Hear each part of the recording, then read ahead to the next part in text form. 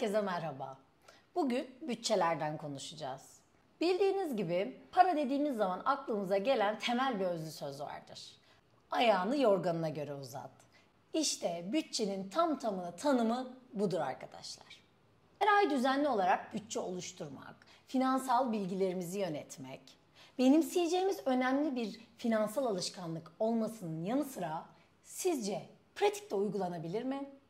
Bence kesinlikle hayır. Hem kim bütün bir hayatını çizelge içinde yaşamak ister ki? Arkadaşlar, zengin hayatımızın tasarımında böyle bir şey yok. Hiç korkmayın. Çünkü ben kişisel olarak bütçelerden nefret ediyorum.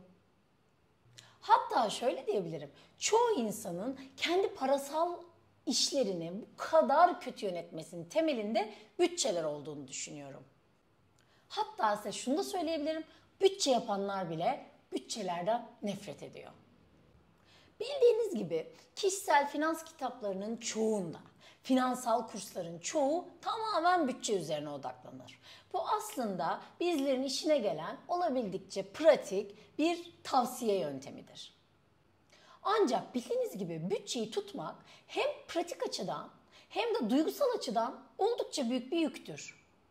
Bir de üstüne üstlük bütçeler yaptığınız küçük harcamalara, minik alımlara odaklanır ve böylece para üstünde büyük bir etki yaratamaz. Bütçeleri sevmememin asıl temelinde yatan neden de bütçelerin temelinde kıtlık bilinci vardır. Harcadığınız her bir kuruşun size takibini yaptırır ve bunun dışına çıktığınız anda içinizi büyük bir acı ve suçluluk kaplar. Bütçeleme bildiğiniz diyet gibi bir şeydir. Her yediğiniz lokma midenize lök diye oturur. Ve sonuç olarak da asla başarıya ulaşamazsınız. Zengin hayatımızda acı çekmek, strese girmek, suçluluk duymak, çabalamak bunlar yok arkadaşlar. Zengin hayatımızın içerisinde bizden beslenen duygular var. Bir harcamayı yapmıyorsak bunu bilinçli yapmıyoruz.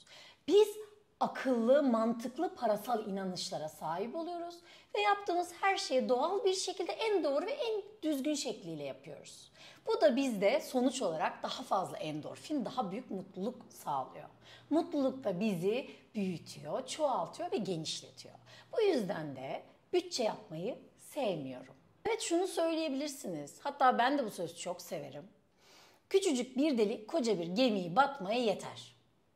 Küçük harcamalarımızı eğer onlara odaklanmazsak, onların üzerinde düşünmezsek nasıl büyük işler yapacağız? Ben bunu söylemiyorum. Ben bütün harcamalarımızın gerçekten kendi filtremizden geçmesi gerektiğini düşünüyorum.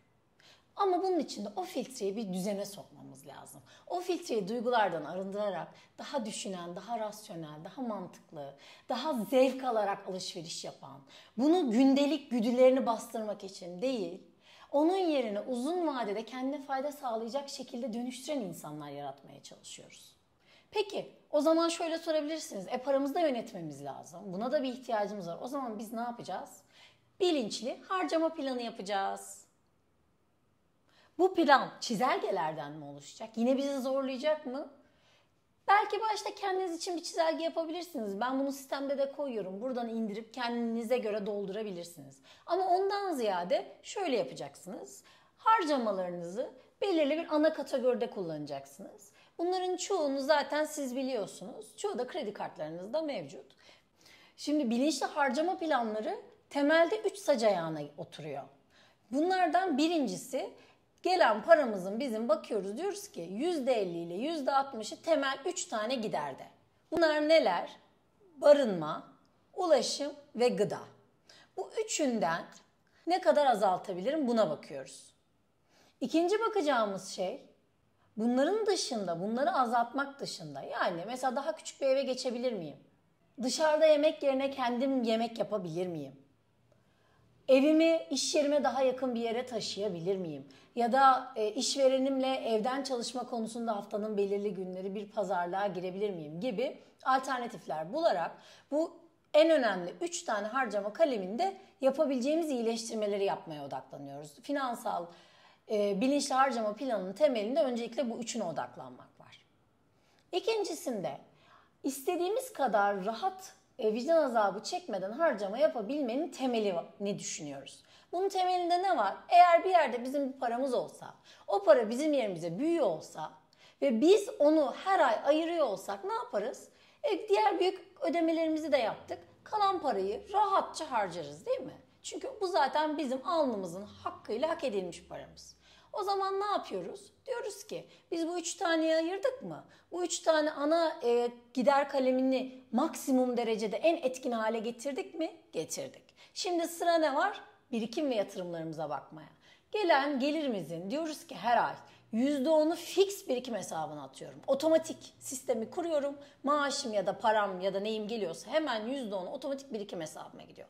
Bu birikim hesabımda ne yapıyorum? Hayallerimi gerçekleştiriyorum ve acil durumlarımda kullanacak bir para olarak görüyorum. Hayallerimi gerçekleştirmek ne demek? Ben istiyorum ki her sene ailemle bir hafta tatile gidebilmek istiyorum. Bunun da belirli bir bütçesi var. Ama ben normalde ne yapıyorum? Bunu kredi kartından çektiriyorum. Her ay bunu ödemek için uğraşıyorum. O zaman ne oluyor benim? Aylık olarak belirli bir açığım oluyor bütçemde. Onun yerine ne yapıyorum? Diyorum ki benim böyle bir planım var. Ben şu tarihte ailemle tatile gideceğim. Bu tatilin bana maliyeti şu kadar. O zaman ben ne yapayım? Bunu birikim hesabımda biriktireyim diyorum. Bunun için de diyorum ki her ay gelen maaşımın %10'unu ben buraya atayım.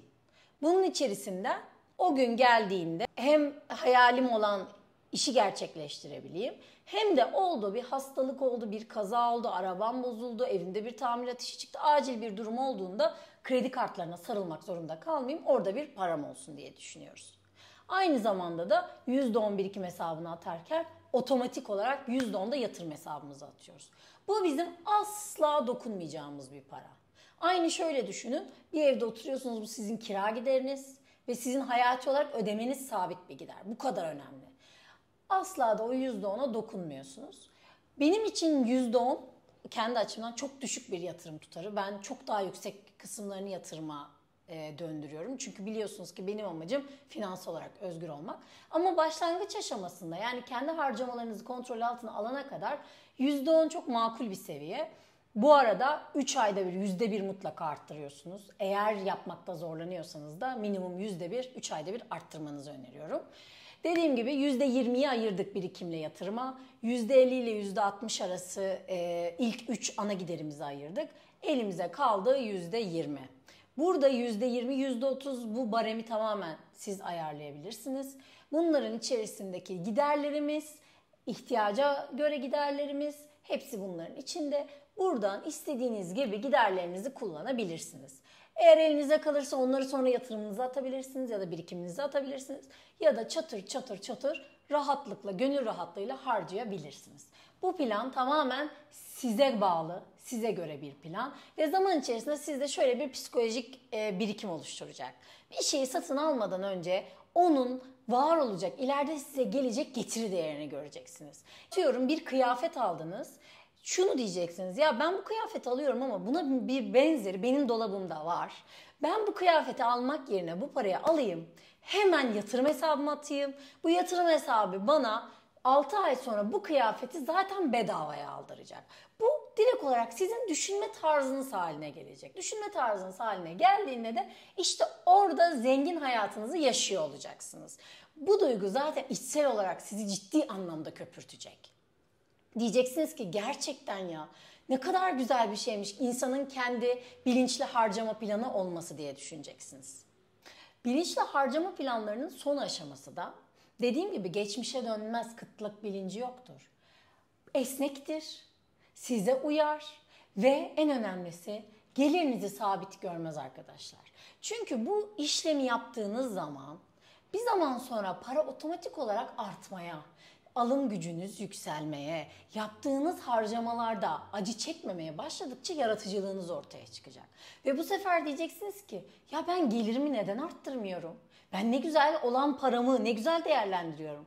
Ben bunu bu kadar arttırırsam bu sefer bu istediklerimi daha hızlı yapabileceğim. Ve otomatik olarak gelir arttırma fikirleriyle bu iş size dönecek. Bakın dikkat edin, doğru düşünme sizi nasıl genişletiyor, nasıl büyütüyor. Bunun için de şunları düşünebilirsiniz. Bir yerde çalışıyorsanız ben şu özelliklere sahibim.